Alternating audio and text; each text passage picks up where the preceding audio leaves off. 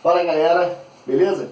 Estou aqui para gravar mais uma aula para vocês da parte de física térmica, tranquilo? Dentro de física térmica a gente estuda os gases, tá? Mais precisamente gases perfeitos, tá? E aí a gente vai usar esses gases perfeitos ou gás ideal, também pode chamar assim, gás perfeito, gás ideal, que é o modelo que a gente utiliza de um gás que trabalha com alta temperatura e baixa pressão, tá? Então, para os gases reais, a gente vai usar esses gases perfeitos como modelo. Então, um gás, ele, por exemplo, possui 3 grandezas físicas importantes, tá? Que a gente vai falar aqui hoje. Dessas 3 grandezas, as grandezas são pressão, temperatura e volume, né? Essa pressão, volume e temperatura são grandezas que estão presentes nesse estudo todinho de gases, tá? Não se assustem, calma, vou falar passo a passo, cada coisa dessa que está no quadro, tranquilo? Esse gás, um gás, né? Ele sofre uma transformação, a gente pode chamar uma transformação geral de transformação genérica, tá? Eu costumo chamar assim, mas uma transformação geral, ou genérica que eu costumo chamar, é uma transformação em que o gás consegue alterar a sua pressão, o seu volume e sua temperatura de uma vez só, tá? Ao mesmo tempo. Então, se um gás consegue alterar a sua pressão, o seu volume e a sua temperatura, significa que ele está sofrendo uma transformação geral, né? Ele está transformando as suas 3 grandezas fundamentais, tá? Agora, numa transformação em que o gás sofra uma transformação com uma dessas grandezas constante, né? Se uma dessas 3 grandezas, pressão, volume e temperatura, se mantiver constante, a gente dá um nomezinho diferenciado para essa transformação gasosa. Tranquilo? Então vamos lá. Começando aqui, seguinte, um gás, ele possui uma pressão, tá? Das suas moléculas. Então a pressão das moléculas nada mais é do que a força que as moléculas fazem, tá? E uma formulazinha básica de pressão, pressão que a gente estuda lá em mecânica, né? Pressão nada mais é do que a força feita pela área, pela superfície de contato. Então, pressão nada mais é do que uma força que eu faço, ó, se eu fizer uma pressão assim, ó, pressão feita pelo meu dedo, que é a força que eu estou fazendo no dedo, tá? Na minha mão, sobre essa área de contato aqui, beleza? Então, se pressão é força sobre área, o que seria a pressão de um gás? É a força que cada molécula faz sobre outra molécula, né? Ou sobre as paredes de um recipiente, beleza? Então essa pressão no SI a gente trabalha com Newton por metro quadrado, que seria a unidade de força e área, né? Ó, Newton sobre metro quadrado, pressão no SI. Trabalha também com Pascal, PA, tá? Pascal, não é Pascual, tranquilo? Pascal em homenagem a um físico que trabalhou nessa parte de gases, né? Pressão, temperatura, a parte de física térmica, né?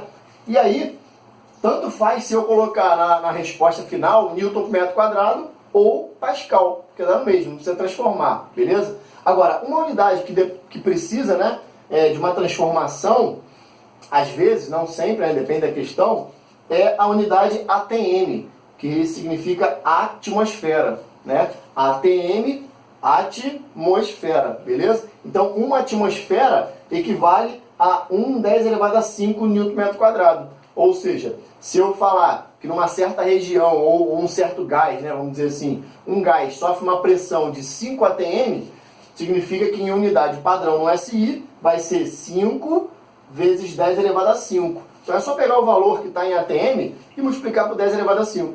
Tranquilo? Aí você monta uma notação científica, né? Beleza.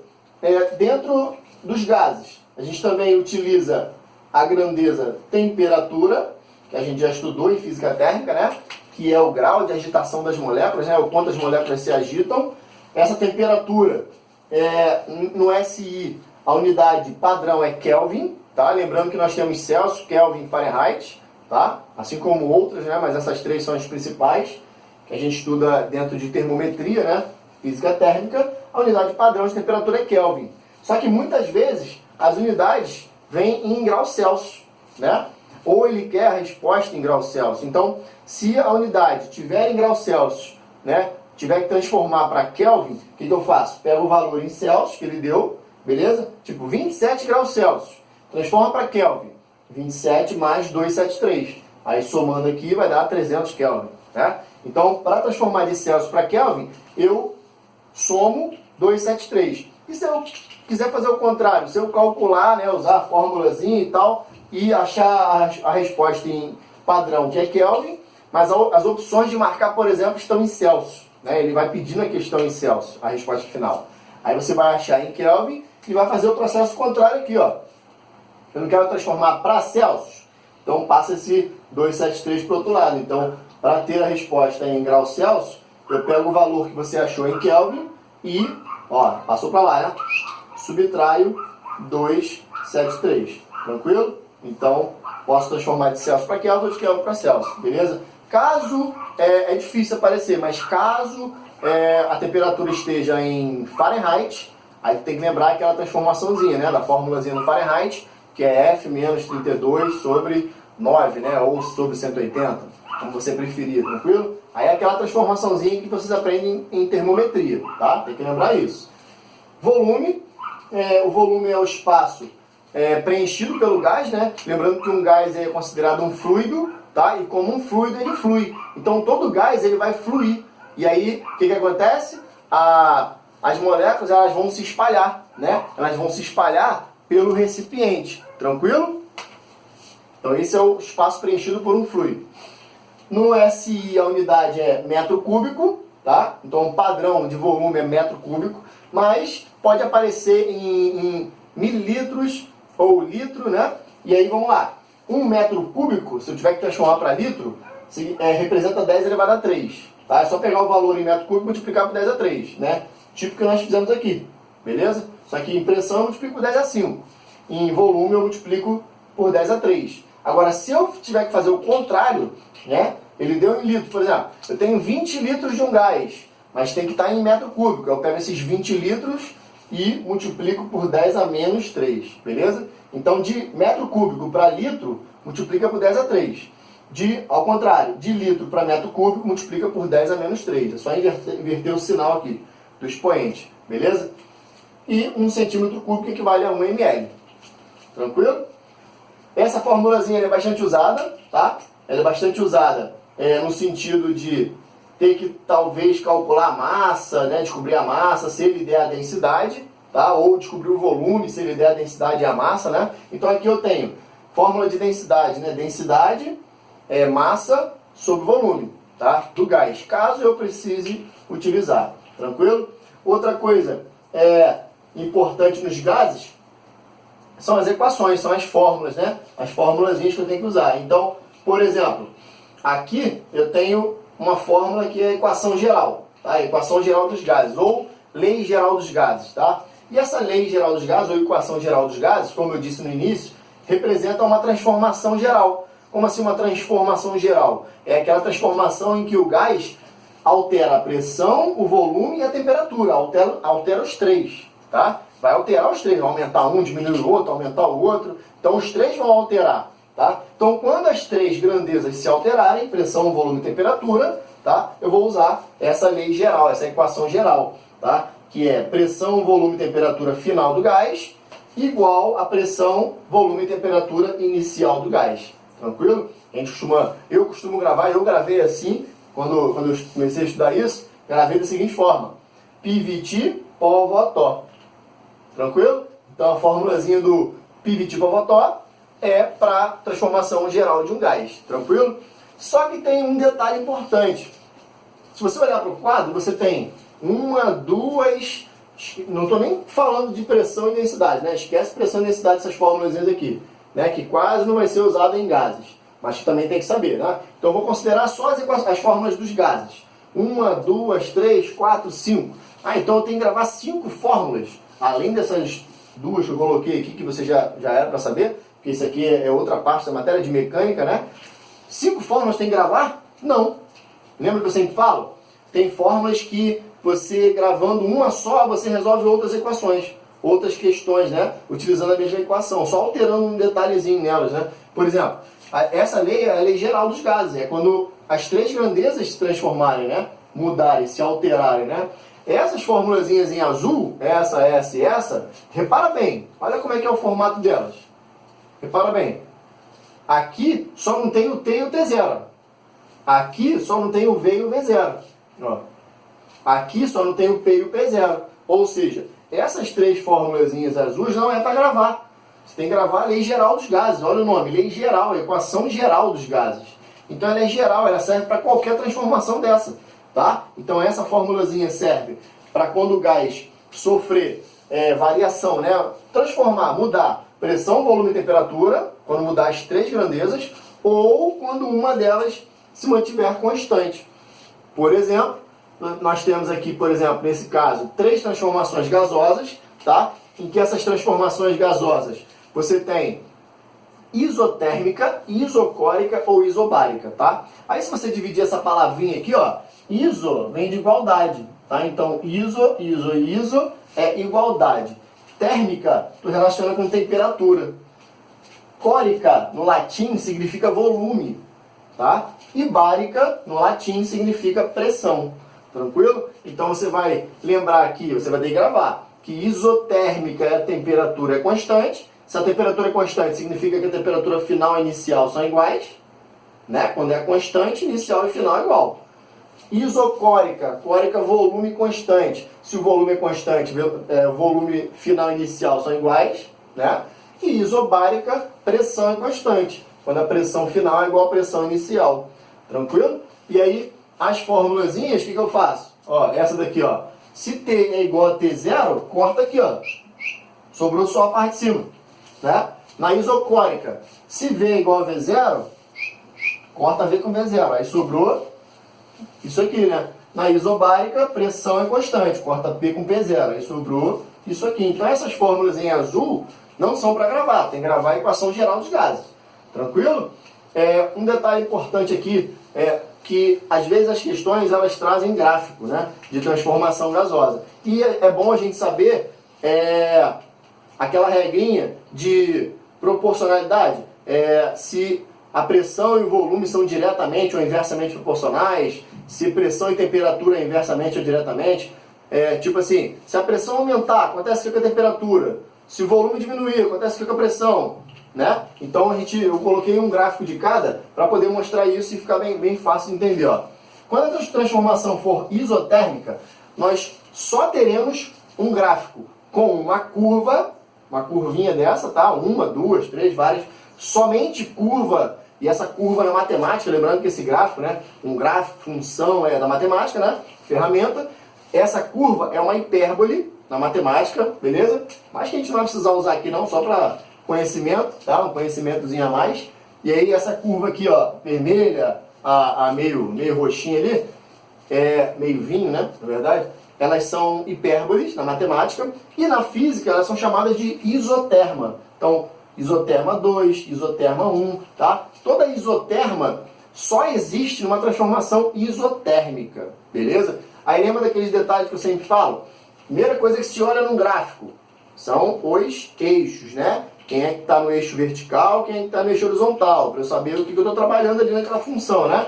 Então aqui, ó, pressão, volume, tá? Então só existe isoterma, essa curvinha, na transformação isotérmica, quando o gráfico for de pressão por volume. Nenhum outro gráfico tem curva, tá? Dessas três transformações aqui, tranquilo? Então, das três transformações, só esse gráfico de pressão por volume na isotérmica que tem uma isoterma, tranquilo?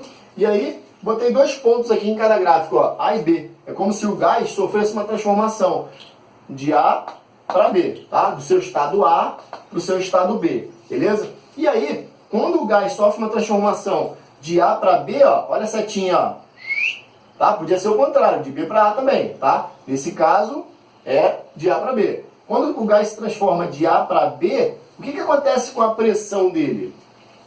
Ó, pressão, ó, tá caindo, não tá? Ó, descendo a curva, né? Pressão tá caindo, ó. Pressão diminui. Tranquilo? Se a pressão diminui, o que acontece com o volume, ó? Setinha indo para a direita, ó. Pressão diminui, volume aumenta.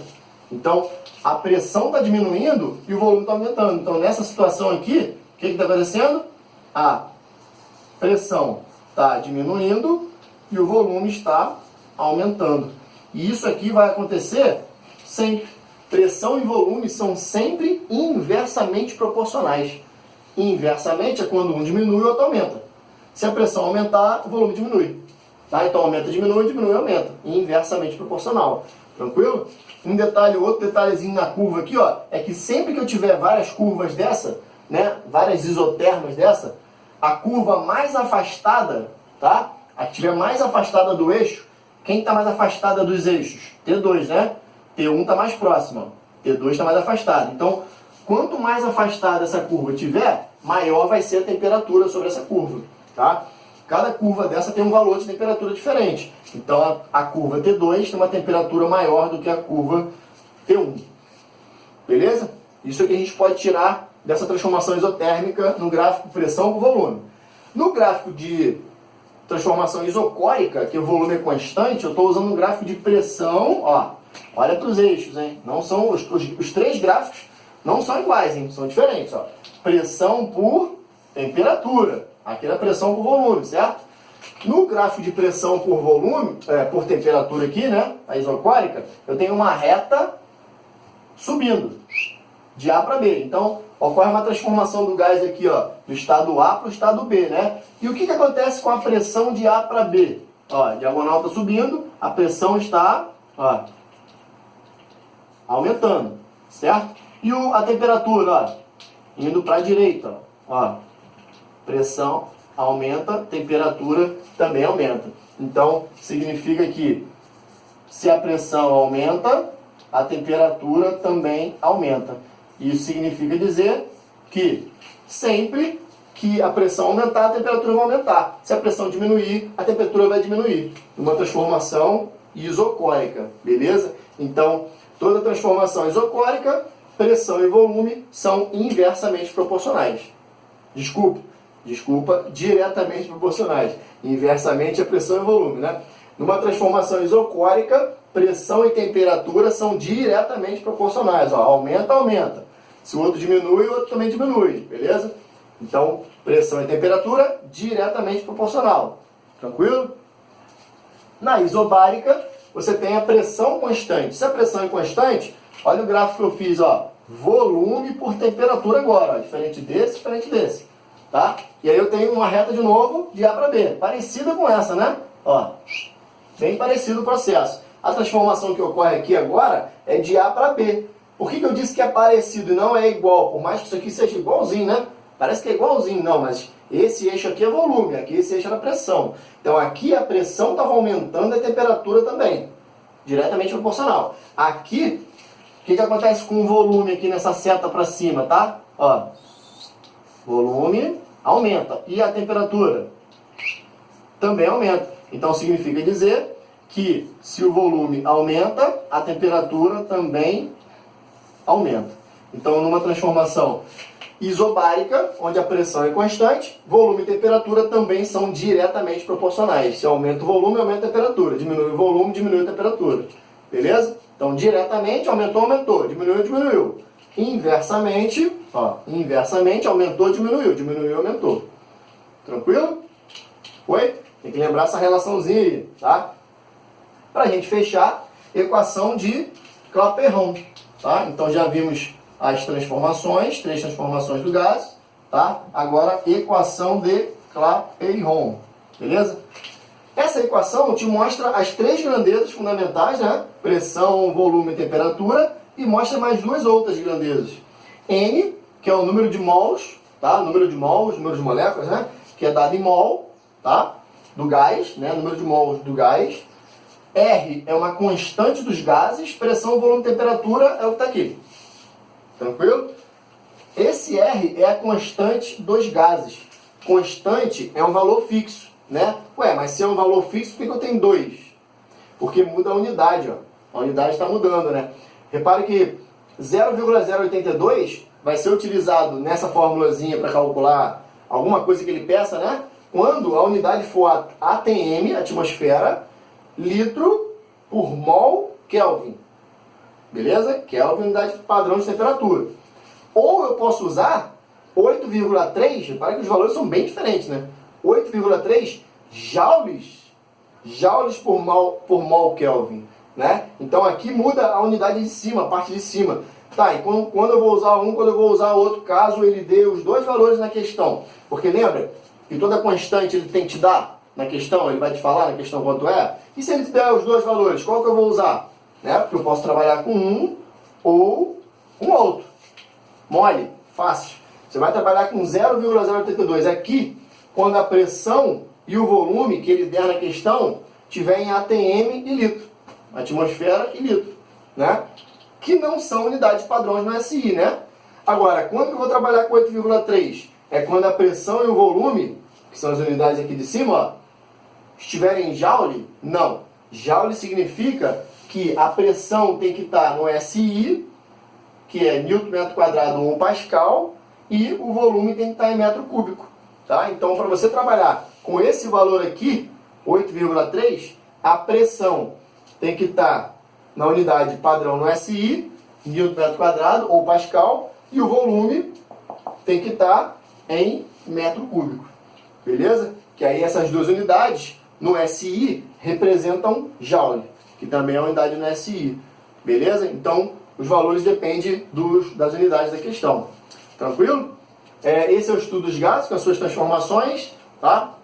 Valeu? Até a próxima aula. Física é linda, hein? Abraço.